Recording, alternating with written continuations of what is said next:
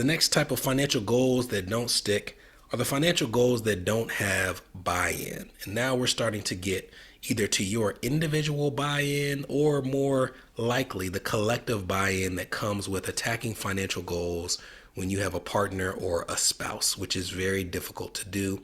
I feel like I've been fairly transparent about the shortcomings that I have had in trying to get on the same page financially with my wife.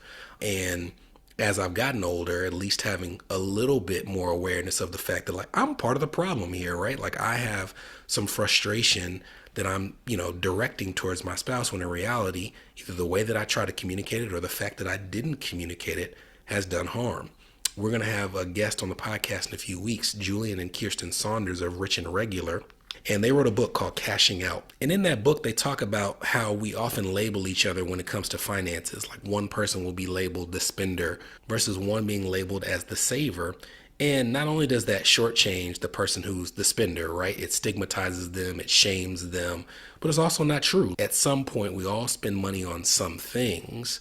And what is easier to do is to blame or assign a label to a person. What is harder to do is to try to get on the same page about the things that you are going to spend on.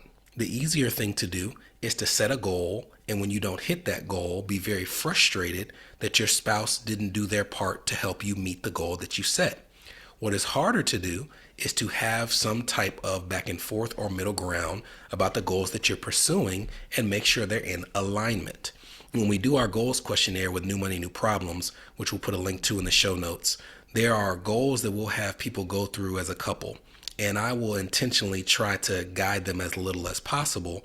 And I want both of them to write down their goal, right? At the beginning, I want them to say, this is what I want to do. It's the financial behavior I want to start, stop, or do more of. Or this is what I want to do in 1 year, 3 years, 5 years, 10 years, or more. And by getting both answers, we will see some very common examples of misalignment.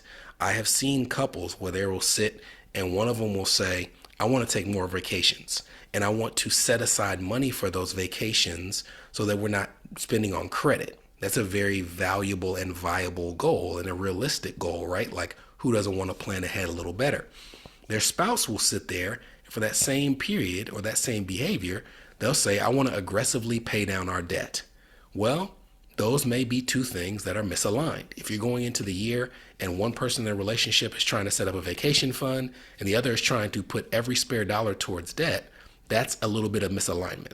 When it comes to motivation, there are people out there who want to retire early. They're motivated to retire early. They're committed to retiring early. They put extra in their 401k. They deprive themselves in the here and now so they could benefit in the hereafter. Not like, the metaphysical hereafter, but just hereafter of your working years.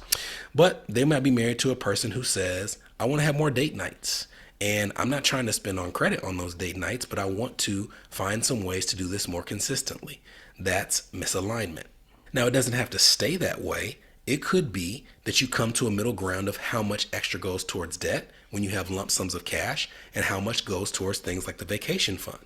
It could be that you have more date nights, but you find a way to do so in a way that saves money compared to the way that you used to do your date nights. But just making sure that you can find a way where you understand what's important to the other person and you're making sure that it aligns with your financial behavior is a much better experience and stickier experience in terms of setting behaviors that work than just having a goal that's not aligned or not communicated well to your spouse and looking at each other with angst and disdain when you don't meet it.